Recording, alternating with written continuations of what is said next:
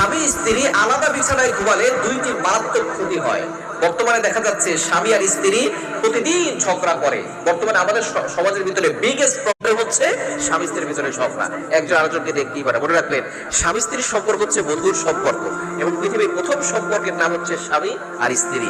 বাবা আদম আলাইহিস সালাম এবং মা হাওয়া আলাইহিস সালাম দুজন তো স্বামী আর স্ত্রী ছিল। পৃথিবীর প্রথম সম্পর্কের নাম বাপ পুত না, পৃথিবীর প্রথম সম্পর্কের নাম ভাই বোন না, পৃথিবীর প্রথম সম্পর্কের নাম হলো স্বামী আর স্ত্রী।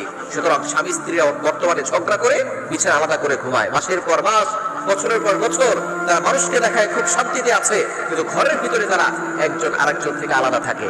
একজন স্বামী এক রুমে ঘুমায়, স্ত্রী অন্য রুমে ঘুমায়। খবরদার, এটা কখনো করবেন না। ঝগড়া লাগবে, কথা কাটাকাটি হবে, কিন্তু মীমাংসা করে নেবেন। আপনারা দূরে থাকবেন না, কথা বলা বন্ধ করে দিবেন না। এক নম্বর হচ্ছে স্বামী স্ত্রী আলাদা ঘুমালে কবিরা গুনাহ হয়, আল্লাহ তাআলা অখুশি হন আর শয়তান খুশি হয়। এখন আপনি চিন্তা করেন, শয়তানকে খুশি করবেন নাকি আল্লাহকে খুশি করবেন?